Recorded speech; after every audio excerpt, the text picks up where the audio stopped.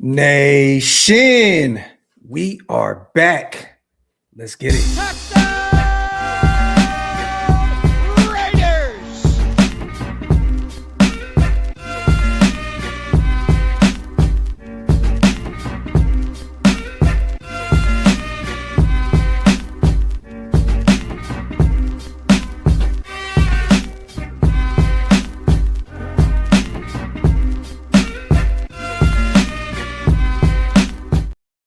Yo, salute to everybody already here in the building, man. You guys know what time it is. We are back. Welcome to the latest installment of the Graphic and Wasted Show.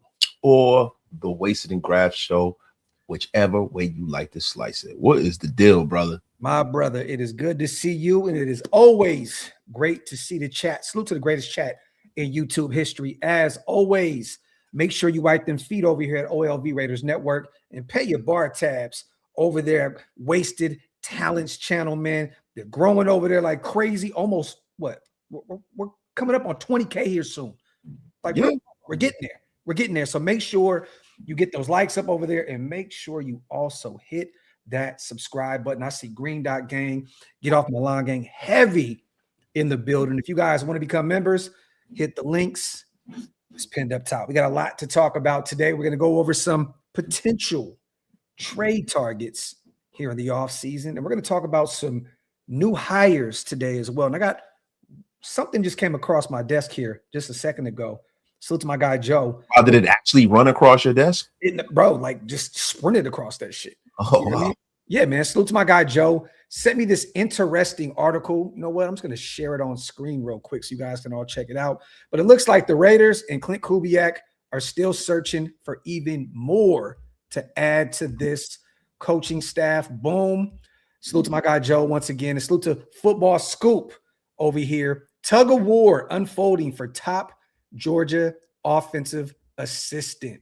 Phil Rosher has been on Kirby Smart's University of Georgia coaching staff for nearly a year, but he's been the Bulldogs offensive line coach for only less than a month. Georgia now is trying to keep Rosher from a return to the NFL. Numerous sources with ties to both the Georgia program and the NFL tell Football Scoop that Rosher is being pursued by the Las Vegas Raiders to join the inaugural staff of new head coach Clint Kubiak. Multiple sources tell Football Scoop that Rosher has been approached by Kubiak's Raiders for the role of running game coordinator. Kubiak and Rosher have a deep history together in the NFL. The two were colleagues in the league with the Denver Broncos last decade, where Rosher was an assistant offensive line coach and Kubiak was an offensive assistant. They reunited together with the Minnesota Vikings in the 2020 and 2021 seasons. Rosher climbed from assistant offensive line coach to the lead role in his second year in Minneapolis, while Kubiak first arrived as a quarterback's coach and then was named offensive coordinator during the 21 season. Their paths then diverged, with Rosher spending the next 3 seasons on staff with the Jacksonville Jaguars before joining Smart's Georgia Bulldogs in spring 2025. He was elevated to the role of Georgia's offensive line coach in late January. One source told Football Scoop President Scott Rosell, "It's a work in progress. Rosher has a buyout at Georgia," while another source added, "Ball is in Rosher's court from what I understand." So another guy with extensive track record, started off coaching in 2006 in UCLA as an undergrad student assistant, then went on to be a graduate assistant, went to Dixie State as the offensive coordinator, Hawaii. I mean, the list goes on. Was in the NFL from 2015 to 2016 with the Denver Broncos as an offensive assistant, and then went on to be the assistant to the head coach in 2017 with the Broncos, went to the Redskins as an assistant offensive line coach, interim offensive line coach, and we talked about Minnesota, Jacksonville, and Georgia. So it looks like Kubiak is still ripping and running here, Wasted. I know, I don't know if you've seen the news today. We were talking about potentially them being able to snag our quarterbacks coach from Minnesota, Trailer. Matt Zenitz was first on this from CBS Sports. Vikings assistant offensive coordinator Jordan Trailer has continued to be highly sought after by other teams. It's expected that he stays in Minnesota, sources tell CBS Sports. Traylor's relationship with head coach Kevin O'Connell is a driving force to remain with the Vikings. That sucks. I think that would have been a great move from the Raiders. He's really young. He could have worked with Fernando Mendoza. Hey, man, you win some, you lose some. But how are you feeling about these moves and these non-moves? Well, non-moves kind of show the division, right? Shows the division, shows what they're trying to do. It shows that they are making a really, really great foundation for the young quarterback coming in. And it's really encouraging, right? And when you start talking about the move that was made, I wanted to see more people from the college ranks and the staff. And I think that's very, very on time and purposeful. Mm-hmm. They're not reaching out to guys that are in the NFL just strictly. And the reason for that is that when they sit down and they start putting their draft board together, it's better to have guys in the room who actually scouted these players, recruited these players, have certain relationships with some of these players, because just because you don't necessarily get someone on your, to come to your school doesn't mean that you didn't spend a year, 2, 3 years recruiting this kid all through high school. Going to his high school and getting to know him and his parents and stuff like that, right? So that level of insight is what makes for a great NFL front office. It makes for, great feedback from the coaching staff, because that's how you go out and you find those diamonds in the rough, those Jalen Richard kind of players, right?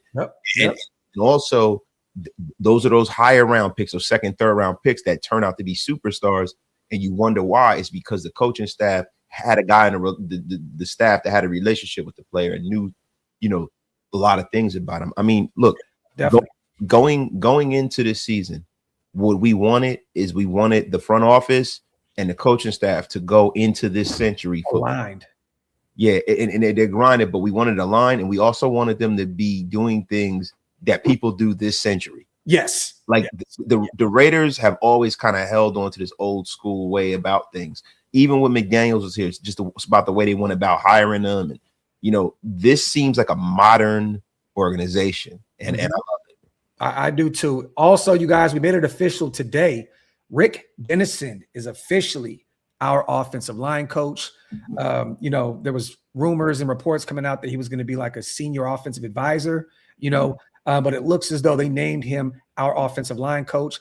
I talked about this. I know you did too. It was going to be very difficult to go out there and find an offensive line coach this late in the game. This guy has a ton of experience coaching the offensive line. We have a few other guys, Janako in the building as well, Clint Kubiak. This is going to be a collective effort to build this unit up.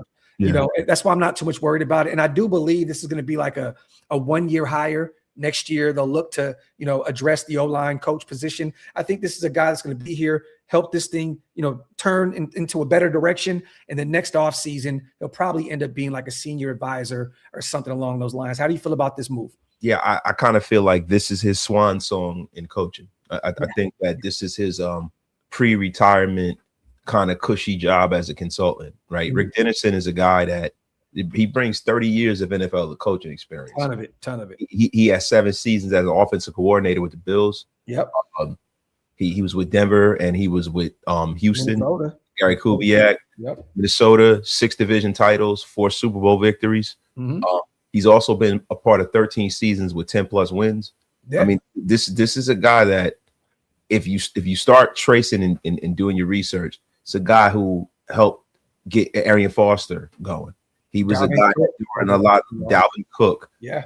A lot of these guys, man. And even, what he did with Zach Charbonnet and Kenneth Walker is something that's commendable. And for me, all these coaches, they all are on all different sides of the ball. But the one thing that rings true about every single one of them is that they're very accomplished and they're good wherever they coach. So, I think that as long as you have guys that understand that wide zone concept, they understand what they're looking for at an offensive line, they understand what good looks like, you're going to get a superior effort from the offensive line this season. Definitely, man. Salute to Rick Dennison. He is officially our new offensive line coach. It's his job now, like, again, as a collective with Kubiak and Janako to fix this thing, because we had one of the worst O-lines in football last year. Also, man, we out here still making moves. Salute to Tom Pelissero, former Falcons special teams coordinator. Marquise Williams has agreed to terms with the Raiders to be their senior special teams coach per source. Salute to my guy, Ray Turr on Twitter. He put out this tweet. Marquise Williams got his NFL start when Mike McCoy hired him for the Chargers back in 2016. Fast forward to 2026, and they're back on the same sideline, this time under Clint Kubiak. So again, the relationships strike again. This is Mike McCoy's guy. He's going to come in and, help Coach D get that special teams side of the football together. Salute to Marquise Williams. I'm not going to act as though the Atlanta Falcons had the best special teams unit last year, but he's a senior special teams coach. He's going to come in and try to help right that ship with Coach D, man. Any thoughts on this hire? Once again, man, I don't mean it's like a broken record, but just another well-accomplished coach that's a brain that comes in that building that can really, really, help reinforce some of the concepts. See, the thing about it is when you start talking about leadership, you start talking about having a well-run, anything from business to football. It's about the message from the top, being congruent and aligned, and it trickling down to the bottom of the workforce, right? So, that's what you're going to have here with these guys. You have all of these guys that all come from this coaching tree, and they understand what good looks like. They understand how to win. Yeah. And, so no matter what, title they hold, no matter what title they hold, no matter where they are in that building, you have yourself an accomplished, good coach. You don't have a situation where you have guys that are in places and spaces where they probably shouldn't be. Yeah. Another Bay Area guy as well, who grew up in Fresno, went to Fresno City College, played the game himself, was a defensive back, started off at Winona State in 2010 as an outside linebacker, as an assistant special teams coach, went on to Central Oklahoma, South Dakota, and then started with the Chicago Bears in 2013 through 2014, Bill Walsh NFL Diversity Coaching Fellowship. Same with Detroit in 2015, then went on to San Diego / LA Chargers 2016, 2017 as the assistant special teams coach, defensive assistant in 2018 with the Chargers, assistant special teams coach with Detroit 2019 through 2020, and then again, special teams coordinator for Atlanta from 2021 to 2025. So, good move right here. Once again, man, the Raiders are cooking with grease right here. Salute to Marquise Williams, another addition to this coaching staff. Salute to Jacoby. Don't catch too many live shows, but always watch every show back at work. Appreciate all the time and work you guys do for the Raider Nation. So damn excited for this year and what we're building. Raiders! Salute to my guy, Jacoby, on the $10 smackaroonie. Salute to Raider Rock as well on becoming a member. Don't know what channel, brother, but we just definitely appreciate you. Salute to you. If you guys want to become members, again, hit the links. They're pinned up top. Salute to Dwayne. Just wanted to say I'm proud of you guys for the work you guys put in. Graph from the bathroom on breaks to now wasted for becoming a respected creator that speaks facts. Raider Nation's best. Salute to my guy, Dwayne, on the $10 smackaroonie. That means a lot, brother. Appreciate you. Without you guys, man, this is not possible. Salute to my brother, Indiana, in real life, my guy, gifting 5 OLV Raiders Network memberships as well. Thank you, brother, so much for all the support you show Shieldmore. Salute to all the new members here in the building because of my guy, Indiana. Hug says, the GOAT himself, with all these hires, I'm trying to title up to y'all. Know any creator shows that need a producer to run the chat, pull up supers, and talk ish? Look, man, Hug is taking this job very serious. You know how we feel about you, Hug. You are only, if you can't leave the Shieldmore bubble, brother, okay? We tried that once, and you see what happened. Okay, no more going outside of Shieldmore. My guy was a mod somewhere for about 24 hours, and then it pretty much quickly changed. You can get away with whatever you want over here. We have snacks, we have goodies over here at Shieldmore. Do not step outside the boundaries of Shieldmore. Salute to our brother. Salute to our guy Swag as well. Salute, brothers. What position should we attack day one of free agency? I believe we need a powerful nose tackle and a guard, and we need to build from the inside out. I think we can agree with you that we need to build inside out, but we're going to start off with that O-line, right? We're bringing in a ton of reinforcements in to come up, coach that unit up. We have a ton of developmental talent in that room already. We have a proven guy in Colton Miller, a guy on the rise with Jackson. If you stay healthy, Jackson Powers Johnson, you need to go. We were offline talking about Braden Smith, the right tackle, from Indianapolis. We, of course, talking about Tyler Linderbaum. Me and Wasted kind of have a different take on that. We'll get there in a second as well. Him, I would be all in on bringing in Elijah Vera Tucker if the price is right. Again, he could be one of the better guards in football, but that's a major if, right, because of the injuries. But he does fit the timeline. He is a Bay Area guy from Oakland. I would love to bring him in if the price tag was right. But it starts with the O-line for me, Swag. Any differences in opinion here, Wasted? No, I mean, we all look, if you understand the game, then you understand the format. Yeah. You gotta have offensive line rocking, man. So it's man. I got nothing for you, my guy. But what I do have for you is this, right? I think that we are forgetting that we drafted 2 kids. Yes, just last year. Yeah, like you have to make a commitment to a path for these guys starting somewhere, bro. Because these guys are not like throwaway picks. Like I know a lot of the times, a lot of football fans think if they're not picked in the first or the second round, then they don't matter. Right. Yeah. But that's not the case, man. 3rd and 4th round picks are valuable picks. Yes. And you have to develop these guys. And what we are forgetting is we had such bad stewardship from the Carrolls that's like a throwaway year. So whatever you didn't see last year, or whether you thought you saw or whatever, you could take that with a grain of salt. Yeah. You got to really, really, for me, I think at least one of those guys, when you talk about Charles Grant or Caleb Rogers, one of those guys will be a starter this year, and they probably should be. Yeah, I mean, but think about it as well. Spytek, this was by design. He moved back, got Besh in a second, and picked up an additional 3rd round pick. This was by design. He knew what he wanted to do. He went and got all O-line there in that 3rd round. This was by design. He wants these guys to play. Again, Pete Carroll chose to go the veteran route, and Alice Kappa and Stone Forsythe and these guys. But again, these guys are under rookie deals. They were drafted in the 3rd round, where a ton of great talent comes out year in and year out. They invested heavily in these guys. We need to see what they have come training camp. But again, I do believe that regardless of how much they think that these guys can be great, you need to bring in as much competition as possible. And if that makes sense, you look at the Braden Smiths of the world, you look at the Linderbaums. The Elijah Vera Tucker, to me, would be a great pickup, because regardless, if it doesn't work out, Wasted, you have a guy in Caleb Rogers. You have DJ Glaze that can kick in the guard. Yeah. You have Jackson Powers Johnson there. You still have Jordan Meredith, who's better at guard. You know what I mean? So, I mean, at the end of the day, man, I think that would be a great move to kick the tires on if it came at the right price. And I think with him being from the town, the connection with the Raiders, I think that would be a great move. Played his college ball at USC. Yeah. And he's a California guy. You know what I mean? I think that would be a good move. So low risk, high reward. Yeah. Right. Like that contract is not going to look the way a starter is going to look. Right. And then you're leaving yourself the latitude to go out there and let these guys beat him out and be okay with it. Like if you go spend big money in free agency for a guard, you can almost relegate those kids to the bench. They're not going to play. Yep. But when you go and get a Elijah Vera Tucker, somebody that's on the brink, on the fringe, it's a little different, right? Yep. So may the best man win, because most of the time in the NFL, it's follow the contract. Facts. Also, real quick, you guys, we haven't spoke about these 2 hires.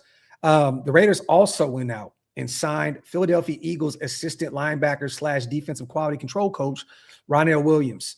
I think this was a really good move. Initially, they were bringing in Bloom for an interview for the same position. It looks as though they went in another direction. And again, Brandon Hunt, the connection with Philly, Anthony Patch, the connection with Philly. It made a ton of sense to bring this guy in. He did some great work with Nakobe Dean. Nakobe Dean actually put this in the stories with rocket ship emojis. So Nakobe Dean is a free agent, another name to keep an eye on. But he also worked wonders with Zach Bond. First team All-Pro in 2024, looked really good last season as well. Also worked with Jahad Campbell, a guy that we were really high on coming out of Alabama, Jeremiah Trotter Jr. I think this was a really, really good move. And again, the relationships, the connection again with Brandon Hunt and Anthony Patch in the building. I think this makes a ton of sense. Yeah, I don't want to come on the show and be the wet blanket, but every move this time of the year seems like a great move when you start looking at the symmetry between these guys and you start looking at agreed where they came from, who they have a relationship with, and all of that stuff. All of that stuff seems great now, right? I want to see how it looks in October and November. How's it going to look then, right? What kind of product are we going to get on the field? So I'm reserving my judgment on some of these guys because we sit up here and we, us as Raider fans, we want to believe that we're going to get the best case scenario, right? But when it really comes down to it, it's all about the Jimmies and Joes, man, not the X's and O's all the time. You got to get the right athletes for these guys to coach up. You look like a hell of a lot better coach when you're coaching Lawrence Taylor as opposed to coaching Malcolm Kuntz. Yes, agreed. And there's pretty much tomatoes in the comment section for our brother, Wasted Talent, aka Mr. Wet Blanket himself. LV, our brother says, Wasted, you are always the wet spot. Big pause. Whoa, LV, listen. Big pause. You got to chill, LV. You have to chill, bro. Listen, I am never the wet spot. I create wet spots. That's Salute, man, our brother David Walker. I see a future star with Charles Grant. I mean, look, from what we've seen from him out there in limited fashion at the end of the season, he looked really, really good. When you turn on the tape and actually check it out, this dude looks like he can be something special. Again, it's too early. He was a developmental talent coming out of William & Mary. But again, I know they drafted him to potentially take over that left tackle spot eventually when Colton Miller stepped out. I mean, or we traded him, or if he stepped away, retired, whatever it is. But I want to see him at right tackle. I want to see him battle it out with somebody at right tackle this offseason, whether it's Braden Smith or whatever. I want to see him go out there. And I know if you bring in Braden, he's going to be the starter. But I still want Charles Grant to battle it out for that right tackle spot. Yeah, because, bro, the problem, they talked about compete, right? Last year. And I know Bro's not there, but look, that was such bullshit. The only one that they were competing with were good players on this team who should be starting, right? Like most of the time, competition is what builds strong units. Yeah. Strong units, bro. And it's just like at this point, we're always anointing people. Like I remember with Alex Leatherwood, we just anointed him because of where they drafted him. And I don't want that. I hated that pick for day one. I hated it. Yeah, like I want for these guys to go out there and earn their jobs. Yeah. So I want somebody that's an actual obstacle to them earning that job. Definitely. Because if they're an obstacle, guess what? They're a hell of a backup. Yep. Facts. Salute to our guy, David Walker. Appreciate you. Also, you guys, we went out and signed another coach. Al Holcomb joins the Raiders as an assistant, a senior defensive assistant. Salute to NBC Sports on this one. New defensive coordinator, Rob Leonard, first-time coordinator who's 38, has never worked with Holcomb, but the fact that Holcomb is 55 and with coordinator experience gives Leonard somebody to lean on. Holcomb was the Bills linebackers coach the last 2 seasons after 1 season as a senior defensive assistant. The Raiders have yet to announce a linebackers coach. This was previously before we announced that. But it does not appear Holcomb will serve as a position coach. Holcomb began his NFL coaching career with the Giants in 2009 and spent 4 seasons there as a defensive quality control coach, 2009 and 10, and a defensive assistant, 2011 and 2012. He was the linebackers coach with the Panthers from 2013 to 2017 before going to the Cardinals as a defensive coordinator and assistant head coach. And it's funny because our new defensive coordinator, Rob Leonard, actually took his job with the Giants when he went to the Carolina Panthers. So there's no real connection, but there's kind of a connection. So salute to him. Again, a ton of experience, 55 years old. I think this is another good move for the Raiders to add some more experience because, again, that's going to be an entirely new defense.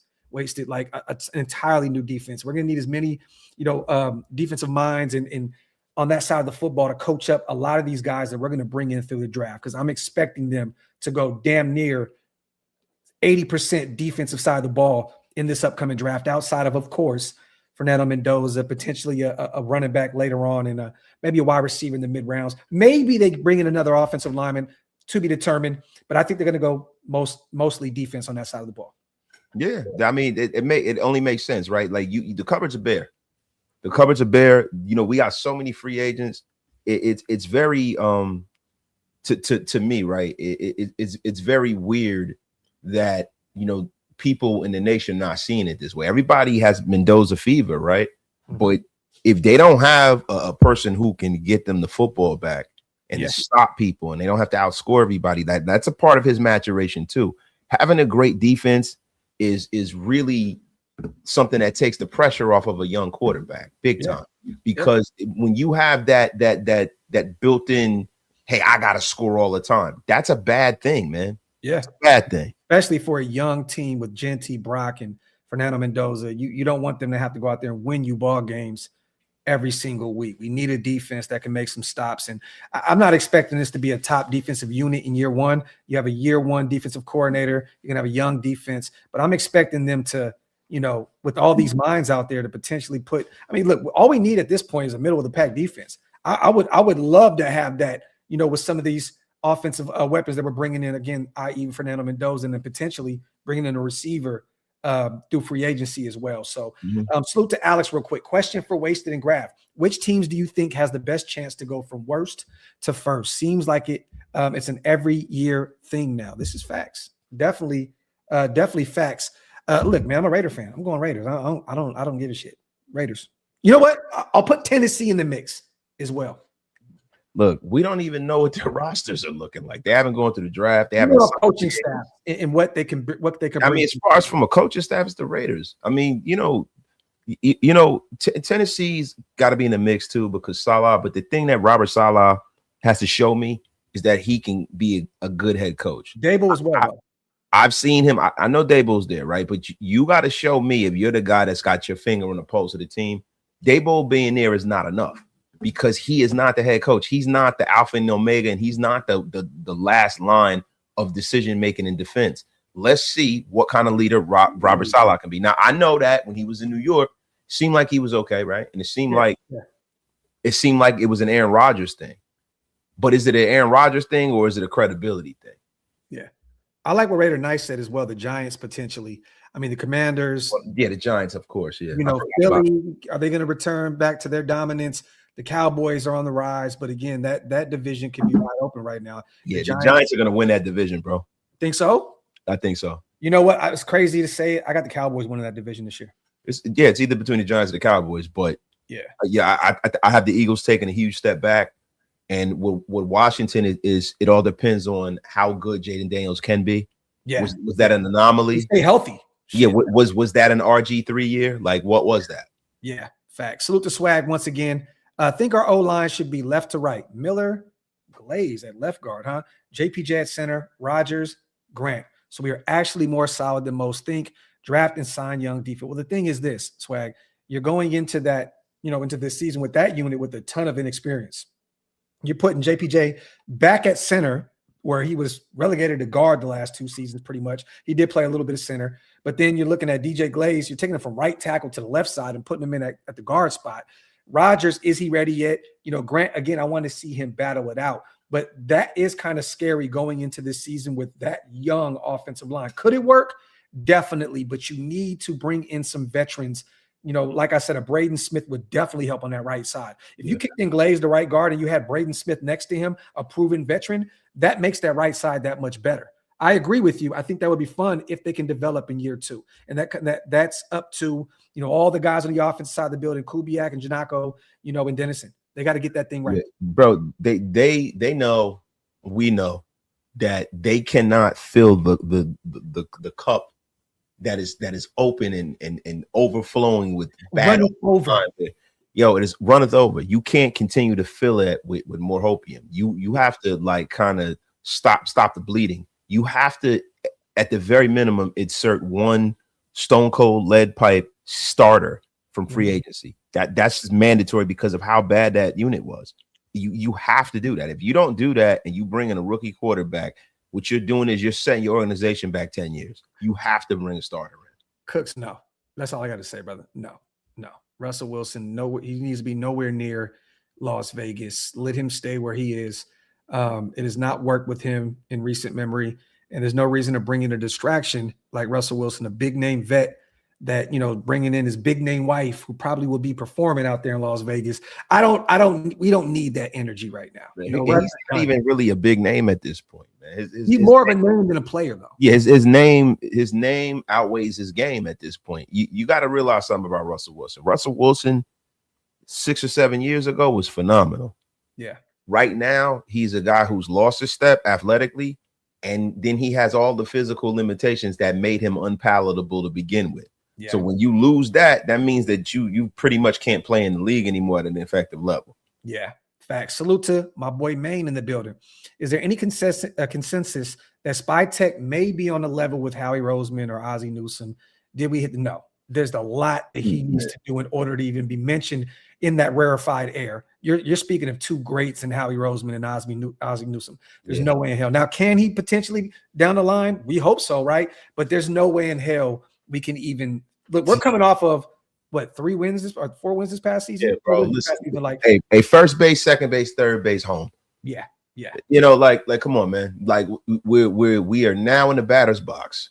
Yeah, that's what we are. We're not even at first base yet. Yeah.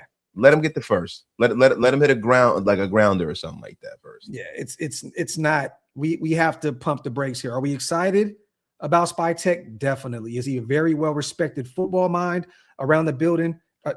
Around the industry? Definitely. But again, there's a lot for him to prove. For him to even be in that kind of rarefied air. Those are two GOATs. Like when you mention like some of the top GMs, when it's all said and done, those are two names that could potentially waste it. Maybe I'm putting a little too much on it. They could be sitting on Mount Rushmore. These guys are phenomenal general managers. So salute to our brother Andy in the building. It was good catching up with my brother today. We had about a 45-minute talk, man. Salute to my dog out there living life, being a father, and ripping and running for his family, man. Always good to see my guy Andy in the building, man. Yeah, I mean, bro, when you GM Howie Roseman and Ozzie, there's not many better. No.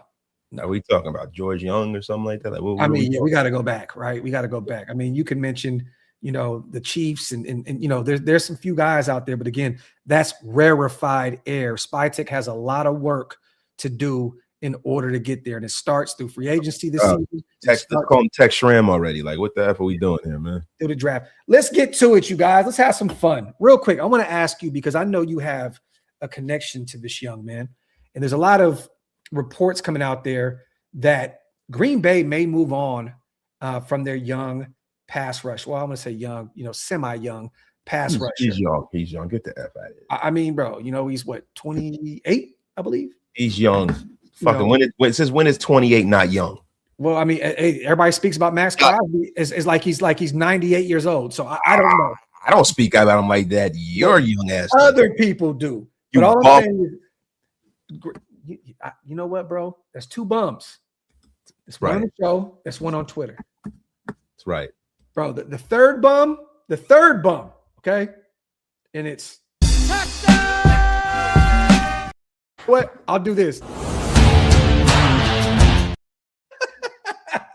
You bum. Listen, you going ahead, BUM. Bum. But I want to ask you, man, a guy that really hasn't lived up. I love what your old school saying, hasn't lived up to the back of his baseball card, right? Yeah. Rashawn Gary, a guy that, they thought was going to absolutely tear it up, especially when they brought over Micah Parsons. This was supposed to be like an elite duo out in Green Bay. He tore his ACL. Rashawn Gary didn't really live up to the hype. He's never had 10 sacks on the season. He's never had multiple sacks, which is kind of crazy. He was a highly regarded pass rusher coming out of Michigan. It looks as though he may be a cap casualty with Green Bay this year. I believe he's owed somewhere in that $25 to $28 million range. And it sounds like they want to free up some money. He has 2 seasons remaining on this existing contract, $96 million, $28 million cap hit in 2026. PFF ranked him 52nd among all 115 edge rushers who are qualified in 2025. The Packers can save $19.5 million and $22.5 million in the next 2 years. So I'm going to say this. We're not trading for that contract by any means. But if they cut him, are you looking to bring in Rashawn Gary and just give him 110%? Okay. 110%. And plus, I'm sure John Spytek would kick the tires because he's a Michigan man. There you go. Look, when you talk about, a guy that can definitely, defend against the run and can develop, especially if, things transpire in a way where you have a Max Crosby that's still in the building. Mm-hmm. This is the kind of guy you would want to have on the other side of it, right? Because it creates a big opportunity for, the rest of the team to really just focus on stopping the run. Gary is a guy to me that was on track of having elite production. He was on track for that. And then once he got that deal, things have kind of tailed off for him. Yeah. Former Pro Bowler, but 2024. Look, he's a guy that, I really think his best football is ahead of him. And I'm not saying that because, of obvious reasons, right? But yeah, I really do. He was a guy that, he had 7.5 sacks over the first 7 games of the season. But after, week 8, he kind of tailed off a little bit in 2025. He didn't record a single sack. He had like 13 QB hits last year in the first half of the season. So I don't know if it was a nagging injury or something like that, but he was on pace to really have a real special year last year, and it kind of slowed down for him. Yeah. Well, a name to keep an eye on here, you guys, if Green Bay potentially moves on from him, which I think they'll probably see if he'll take a pay cut first, which would be smart for Rashawn Gary to do because he's not going to find more money than what he has, in another deal if he is cut. A name to keep an eye on, Rashawn Gary, only 28 years old. He can definitely come in and take that Malcolm Kuntz spot, and I think you would get more production out of him than you would get out of Kuntz up to this point. Salute to my guy Spoon becoming a member as well. We appreciate you, brother, so much. Again, if you guys want to become members, hit the links. They're pinned up top. Appreciate you, Spoon. This is actually the next part of the show here, man. Michael Pittman. This is a name right here that me and you talked about a ton offline. It looks as though the Colts are going to franchise tag Alec Pierce, which makes a ton of sense. He's still young. He was pretty much their number one option last year. He is 28 years old. He has a ton of money on the books. If they release him this year, they save $24 million, or they will take on $29 million worth of cap space in 2026 if they keep him around. If they want to, value Alec Pierce over him, they're going to have to move on from him. I don't see any team inheriting that 1-year deal because this next 2026 is his last year on his deal. Yeah.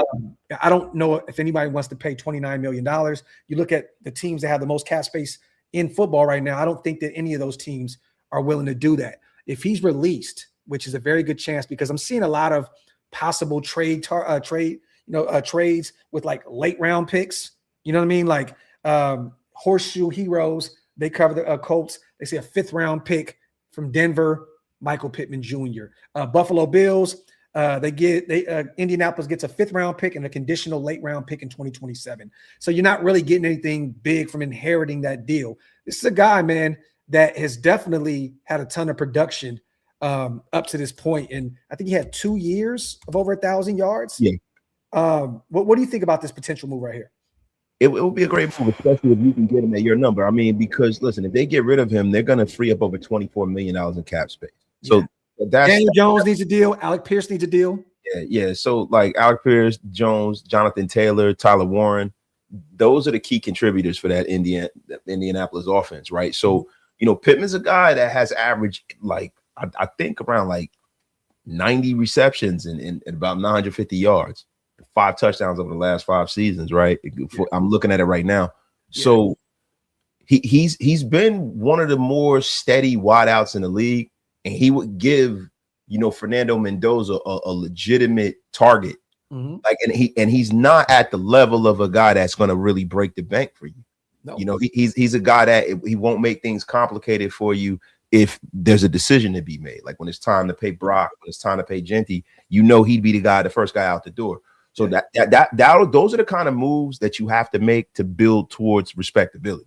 Yeah, 6'4", 223 would definitely add, another receiver into the fold for Fernando Mendoza. Again, last year he had 7 touchdowns. He had 784 yards. But again, you see what that quarterback situation was out there. They lost Jones. They were kind of looking around, ended up with Phillip Rivers. Alec Pierce ended up being the number 1 option outside of Tyler Warren out there and Jonathan Taylor, of course.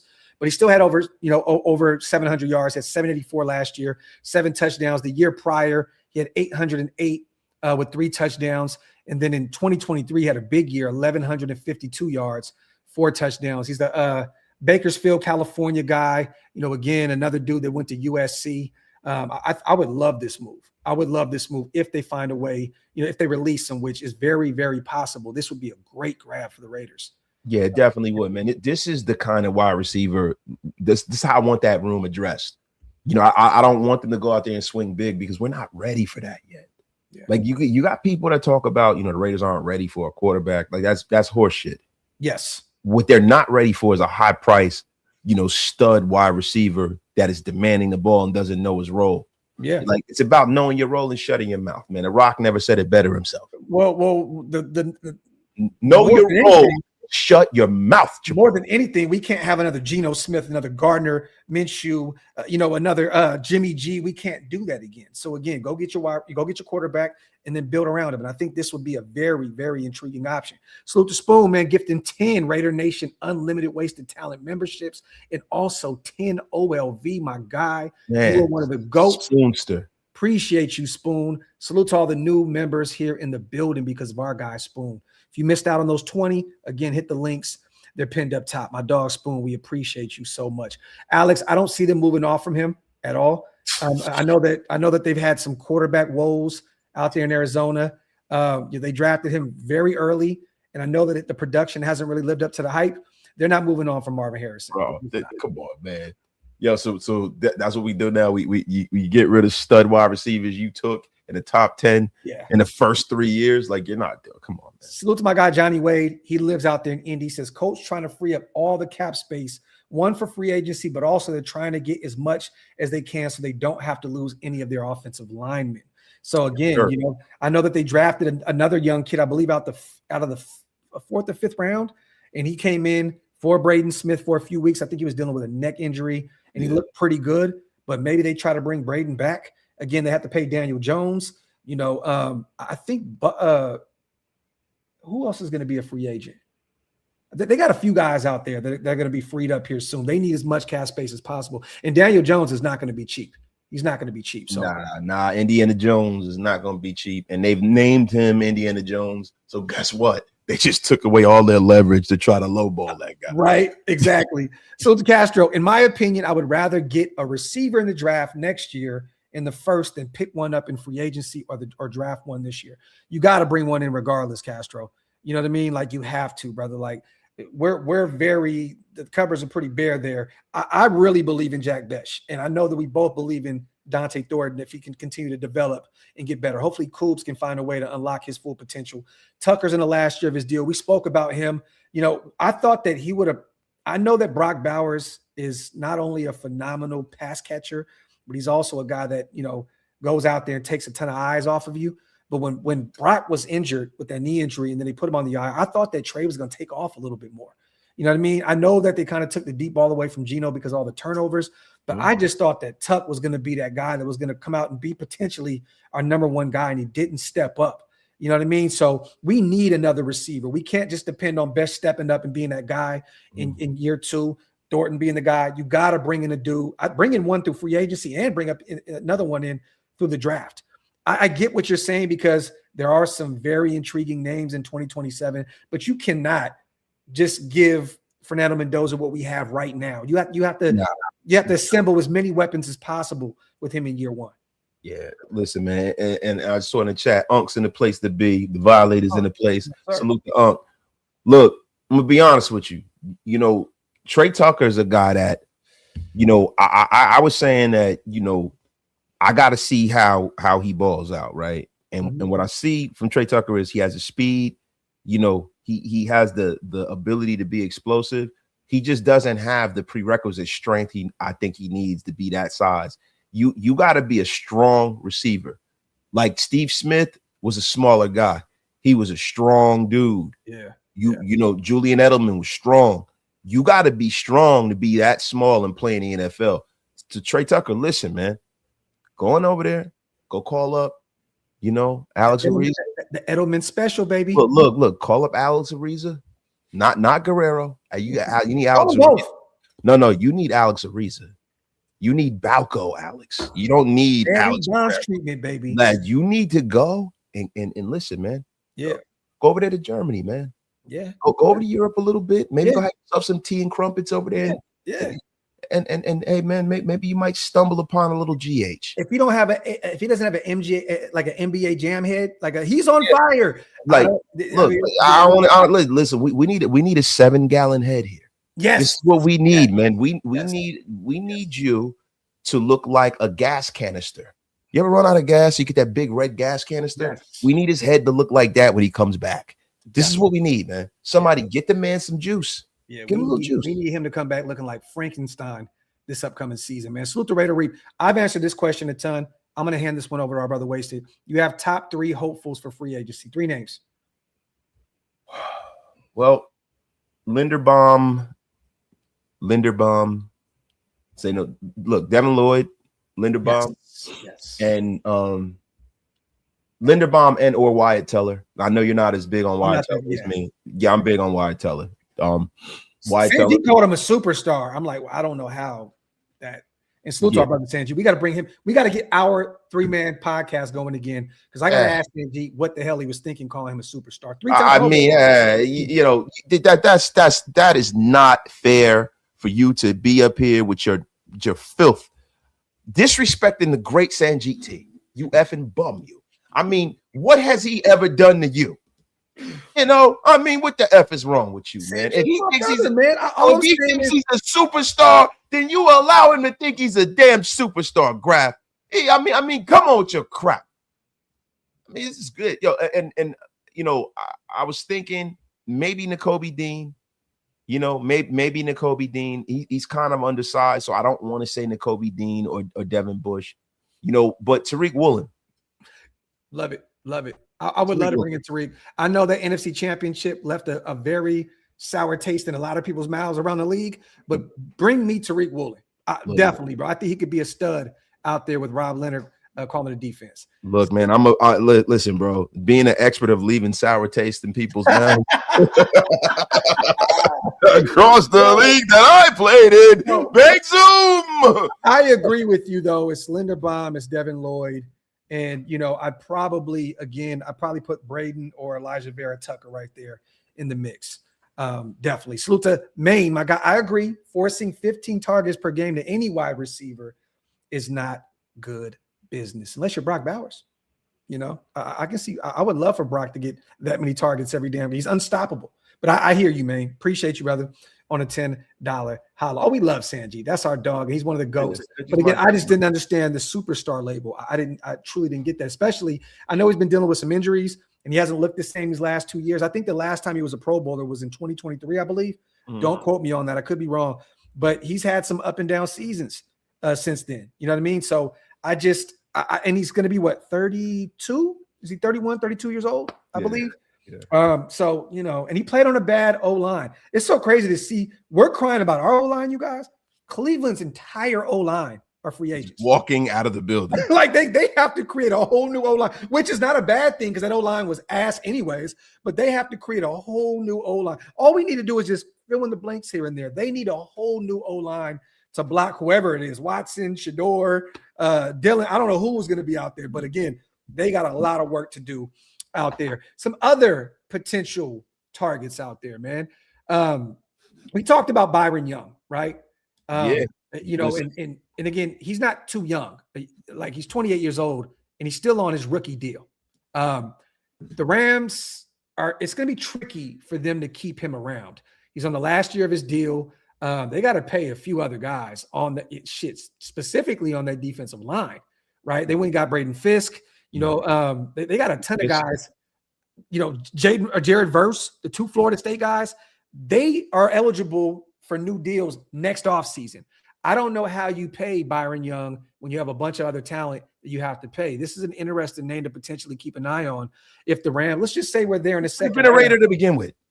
Yes, of course. I mean, come on. But I'm just saying this. If we're there in the second round and 36 is there and McVay loves a player that's available, do you trade your second round pick for a Pro Bowl guy that came out? I think he's coming off 12 and a half sacks. I don't know if a second round pick would be enough, but it's the last year of his deal, right? So would you move an early round pick to bring him in and give him an extension and have him play? It depends on what the board looks like in round 2.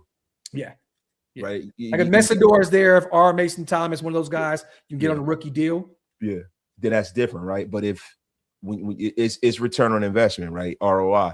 Yeah. You know, if you get him, you think he has another 3 good years at the top. This is a guy that immediately upgrades your front.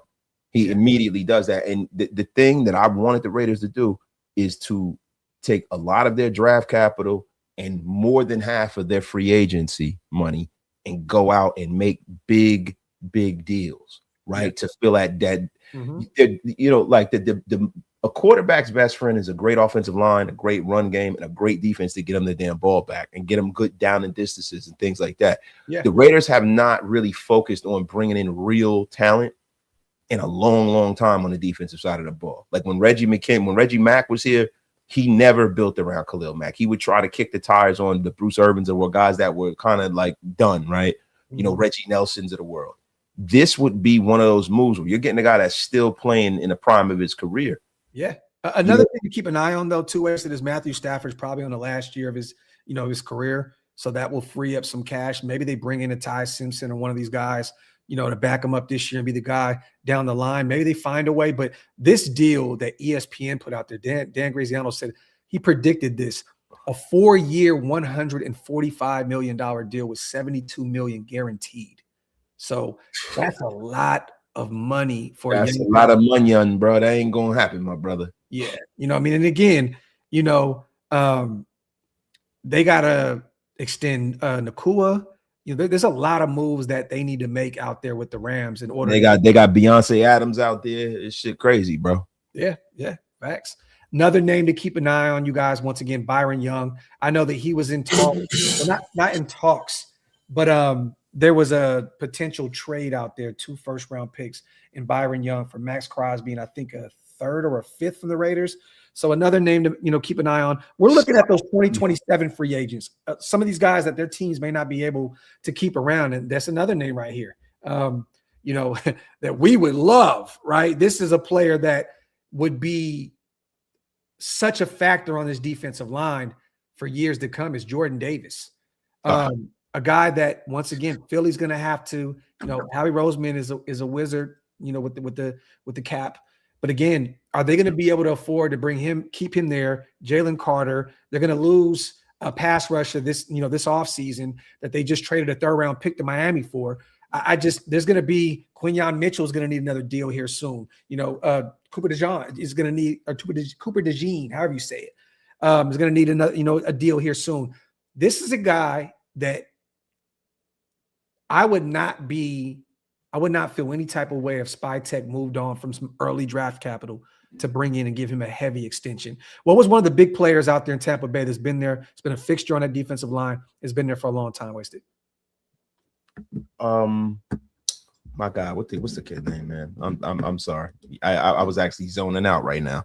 So you talk about the Tampa Bay Buccaneers. Oh my guy. God damn it. What's his name? The Samoan kid. Yes. Well, you got it. The Oos.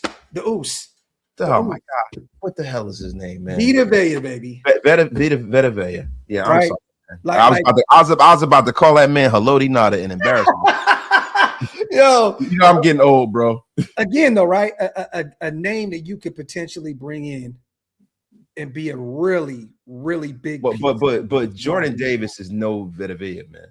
I'm not saying that he is. I'm saying that this year he should have been a Pro Bowler. The production was there. He took his workout regimen very serious this last offseason, thinned up a lot, got in really, really good shape. I know his teammates were pissed off that he wasn't named a Pro Bowler this past season. This is a name, man, that again, Philly's not going to be able to pay for all these guys, bro. He's not. And again, if Max, decides to leave and Philly's an option, I would take a 1st in Jordan Davis and give me like a mid-round pick. I would do that. I think that he could be a major fixture on that defensive line. No, bro. That man is a people mover, bro. I loved him coming out of Georgia, right? Yeah. The thing is these are the kind of free agent moves that or trades, if you're gonna make a trade, that you make.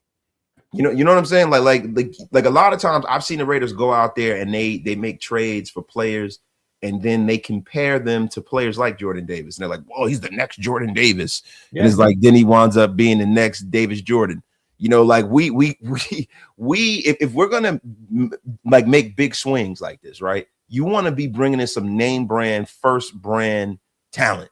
That's what you want, bro. Like to me, I'd be ecstatic if that happened. Yeah, I think that would be a major pull. Again, I don't know if Philly can work some magic and bring, him and Jalen Carter back. I think that they would prioritize Jalen Carter. He's the best defensive tackle to me, if not 1A, 1B in football. You can't pay all these guys. You know how this thing goes in the NFL. I'm looking at some NFL 2027 free agents right now, all positions. Name a position real quick, Wasted. Real quick. Corner. But hey, Grab, hold on. I gotta stop you there. Okay. Jalen Carter's not even the best defensive tackle in his division. Stop your lies. I mean, you Dexter in a world Williams, right? Listen, in a world where Chris Jones exists, you were starting with this filth. He's up there in age, bro. I'm not even putting him in the same category. F up out of here with your crap. Jalen Carter all day, every day. Look, and I love Jalen Carter. Tackle in football. I don't care what nobody says. No, not yet. Not yet. Stop trying to Bluetooth him to there. Not yet. No. Not yet. Best defensive tackle in football. Not yet. Get the F up out of here. So did Raider Dev. Does anyone know when we find out if our Raiders are playing in Mexico City? Because F that. Wherever we are, it's Battle of the Bay home game. You know what's funny, Raider Dev? So the Niners are playing the Rams, I believe, in Australia, in Melbourne. And it looks like they will not name the other team that's playing in Mexico City. And it's kind of crazy because I know they want to keep that game away from the Bay because this game is technically in Mexico City, a home game for the Niners. It would technically be a home game for the Raiders in Mexico City. But I think that they want to get away from potential stabbings and fightings. I mean, my God, you got them people that run the country down there too that we shall not name. Yeah, but you don't name them either. No, but again, in the Bay, I would hate if the NFL found a way to strip us Northern Californians of that game because everybody in Oakland, Sacramento, Vallejo, Richmond, I mean, the whole Northern California, Stockton, Modesto, Tracy, P World, Antioch, the list goes on, is waiting for the Raiders' return to the Bay Area. I think this would be malpractice of the NFL to take that game away from the Bay Area. Well, again, I understand the stuff. Guys got to chill out though. Don't ruin a good thing bringing street politics to a football game. Listen, anybody can hear my voice.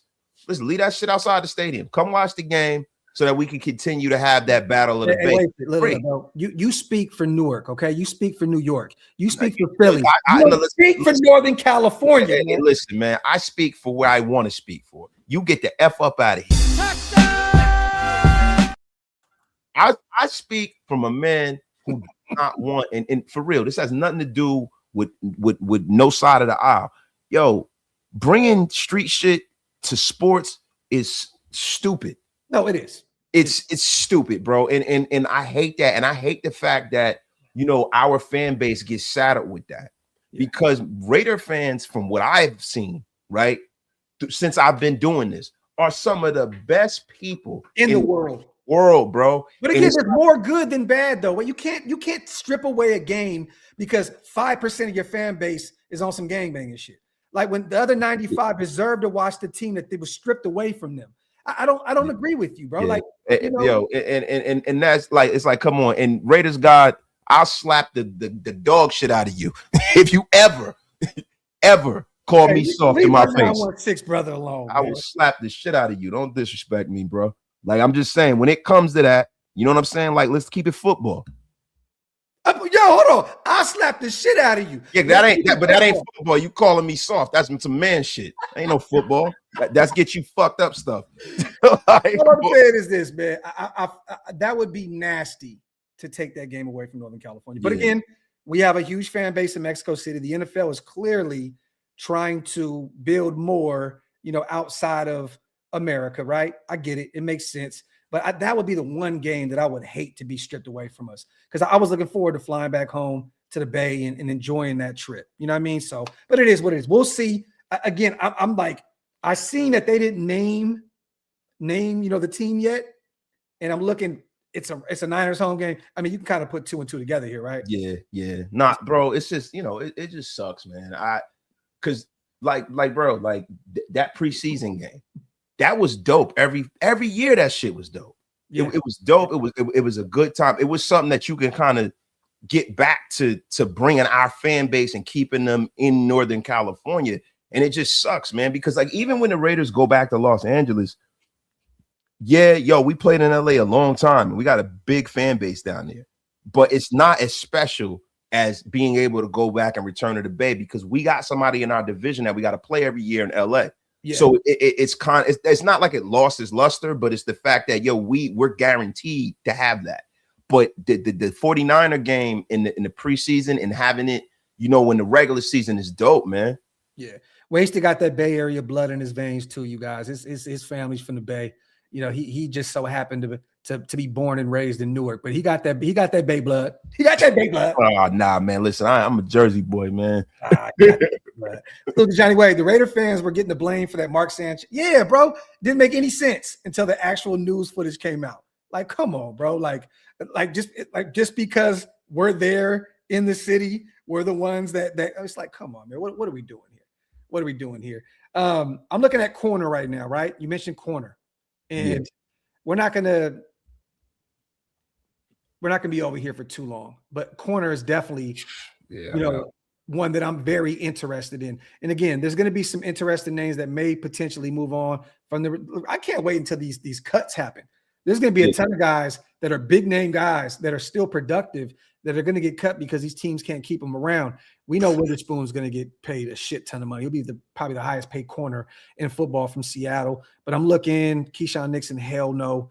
My guy, Emmanuel Forbes, man, he's looked really good at times out there with the Rams. They have the 5th-year option potentially. They picked up the contract from the Commanders, so they have the option of bringing him back. And he looked pretty good out there. I think that they said he was like 3rd in the league in 2 separate categories out there with the Rams. I know Rams fans are a little up in the air with his performance. Yeah. And again, he still got to put a little bit more meat on his bone. That was always the knock with Emmanuel Forbes, right? Yeah. E-Man needed to get stronger. That was it. But bro, if he was a bigger dude, probably be the damn best corner in football. Like it's for covered like that guy. Pick 6 dog. Yeah. No, that guy's different, bro. He just look, man. I told you, man. Little GH, little trip over to Europe. Nobody knows nothing. Do a little blood. No disrespect to Kobe, but Kobe went and got that little blood spinning. Yeah. Go do Joe Porter Jr. is going to be a free agent next year. Pittsburgh's not going to let him leave. Yeah. Another name to keep an eye on, which Kansas City won't trade with us, but Trent McDuffie will be a free agent next year. And there's already talks potentially of them moving him potentially for some draft capital, freeing up some money. Man, I would have loved to see one of the top nickel corners in football with the Raiders. He was one of our favorite prospects coming out of Washington. Yeah, man. Bro, I just don't see these freaking teams letting these guys walk, bro. Yeah. Like I don't see it, bro. Like even like we're gonna be left with the L'Jarius Sneeds of the world. Like that's what we're gonna be left with, bro. Well, this is the thing, right? You get your guys in the draft and you develop them. Like that. Yeah. It's just simple math here. Hopefully, Spytek and these guys and his coaching staff are the ones that can actually develop the talent, because we see this year in and year out. All these other teams around us are building up these rosters and they're having homegrown talent that become stars. We have struggled a lot by doing, like Hunter Renfrow. He had a couple big years for us. He's gone. Max, superstar. Now look at the situation we're dealing with him. Josh Jacobs, superstar, gone. We have to develop homegrown talent and keep these guys around. So it all starts here in the draft. Yeah. No, it definitely does, man. And it's cool. It's cool to talk about. It's cool to think about. But at the end of the day, for us to be with the kind of team we want to be, we're gonna have to get it done in the draft. That's just boilerplate. We're gonna have to. Thank you for bringing that up. Wasted, you bum. You really believe that Cleveland is gonna cut Denzel Ward? No, I don't. Listen. I was just trying to drum up some conversation on Twitter, and then here you come. We're like sitting there like somebody waiting in the corner. Ooh, let me go and make a comment on Wasted's little. It's like, get the F up out of here, bro. Hit the sound.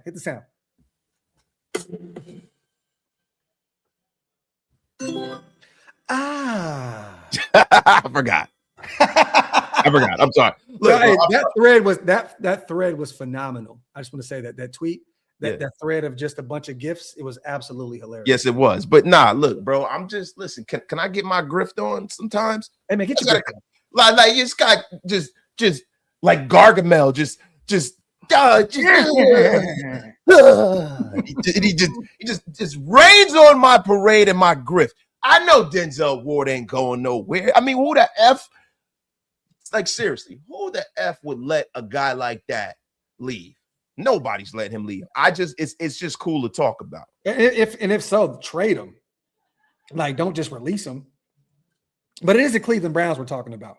So you never really know. Rich, I agree. We don't have the Cowboys on the menu this year. The next best thing would be the Raiders-Niners in Mexico City. If you're from California, you know that the Niners have a major Mexican fan base. So I do believe that Mexico City would be a cash cow for the NFL with the Raiders and Niners. It makes a ton. But do you think that the same problem, and this is why I don't think they're going to do it. If they're worried about growing a game, the worst thing they can do is bring a game down there and to have some things happen because of obvious reasons, right? Like in Mexico City and in Mexico, we all know that there's a grander problem than just here in America, right? Mm-hmm. You might have some of that same element, but on a higher scale at a game like that. Okay, let me see. There's a tweet out here right now, and I don't know how real this is. Again, this could be, well, Amy Trask follows him. It seems like a pretty established page right here. According to, is it Michael Pascal from ESPN? Okay, I've seen it. The 49ers game in Mexico City next season will reportedly not be against the Raiders or the Broncos. The Niners will most likely be facing the Dolphins, Rams, or Cardinals. Now, the Rams are not going to be, that can't be because they're facing each other in Melbourne already. So maybe the Dolphins, maybe the Cardinals. Now, I don't know how much truth, how much this guy truly knows, but I hope that this is true. I hope that it's right. Yeah, because I'm telling you right now, like if it's a Raider game in Mexico City and the way our fan bases are, that kind of stuff travels. And the league is not going to want a black eye on the league by, the fans carrying on and fighting and all of that stuff, right? Yeah. So like, bro, that same element can just go right there. It's not like they got a kid on a plane to drive to Mexico City. Yeah. They don't right there. They'll fly like hotcakes out there too. Huh? Those Mendoza jerseys will fly. Yeah, they will. I mean, look, California, Mexico City, what's that, like a 7-hour drive? I don't know. Mexico City. All right. So Mexico City. I thought that was an entirely different direction. Yeah, it might be. I don't really know, right? But what I do know is that our fan bases having two fan bases that are very, very vehemently against each other. I think they want to showcase the NFL in its best possible light. Yeah. I don't think that they'll make a rivalry game away like that. If you notice, when they do these games, they are two teams that normally just don't even play each other, don't align. It's not a whole lot of smoke. And I think that's purposeful because the league, listen, the whole thing about capitalism is about having a vestige for capitalism to grow, right? Mm-hmm. The only other way that the league can grow, there are not many other major cities in the country that don't have a team. Mexico City is 19. It's a 72-hour drive to Mexico City from Cali. Okay, I'm asking. I don't know. I'm thinking just Mexico, right? So I guess they would have. The flights are cheap there, though. The flights are hella cheap. So I'd have to ask, right? I don't know. I'm not a West Coast guy, right? But what I'll say is that, these guys, want to make sure that it goes off and it showcases one team. It showcases the league. And I don't necessarily know whether they care if it's a competitive game, because if you notice when they play over in Great Britain, it's like the Jaguars and it's like a team that they never play. I don't think that they want fights and stuff. Yeah. They don't want people getting. Also, the Jags are owned by the Khans. Right? And the AEW has a major fan base wrestling. Why they own a soccer team. You know what I mean? So there's a reason why they're out. There's a lot of symmetry, right? And I think if a team were to move, because Jacksonville is, not the kind of team that's ever really going to be successful in Jacksonville, Florida.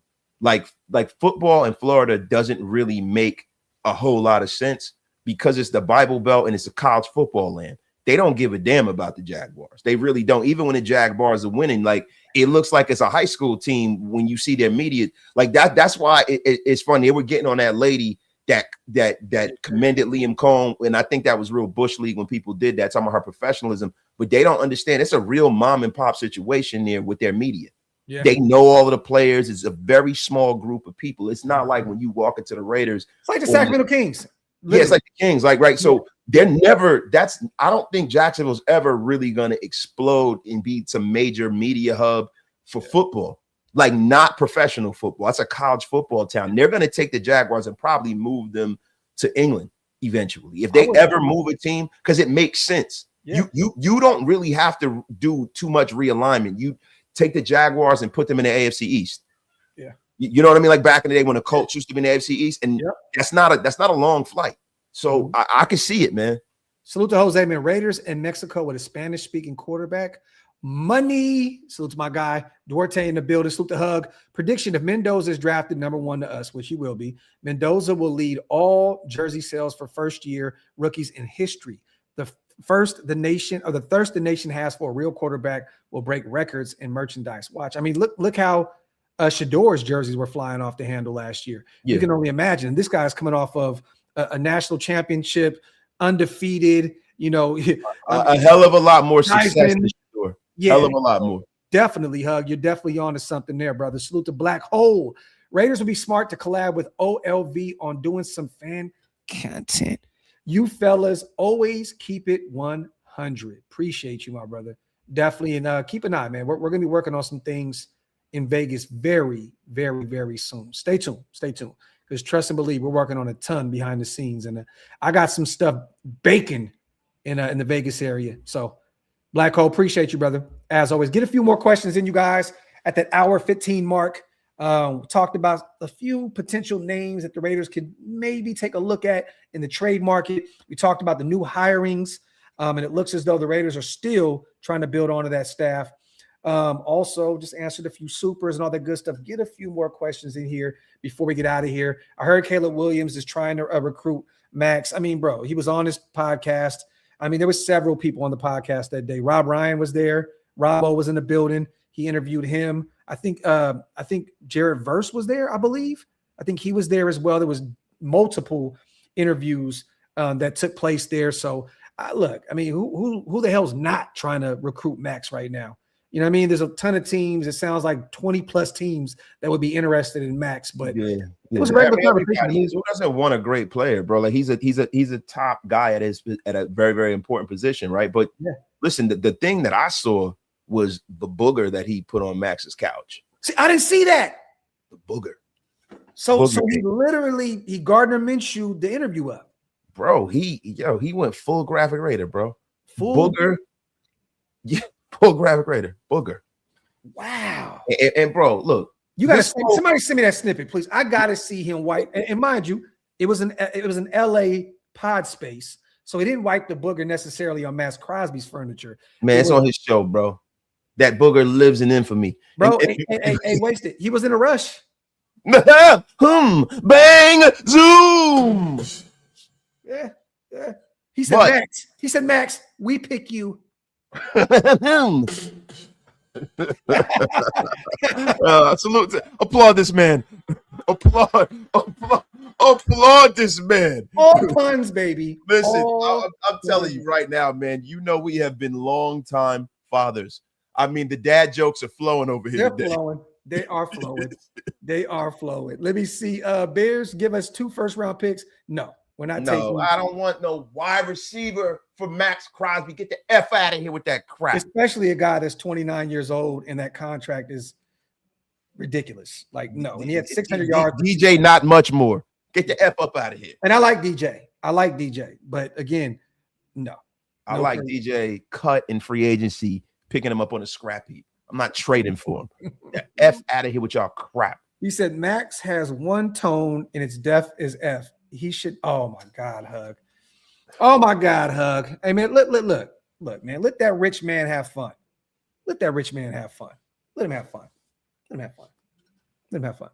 Let him have fun, man. You know, You know, I hit him up and I talked to him about one of his records. You know, look, man, man, and you disrespecting Guru from Gangstar. Hey, lemonade was a popular drink, and it still is. I got more props and stunts than Bruce Willis. Come on, man, don't disrespect DeWitt, man. Greg NRCE. Yo, listen, don't disrespect. Love Guru. Don't disrespect a legendary record. Hey, and literally, I mean, Primo is one of my Domino bass. So we man. You know it's funny, man.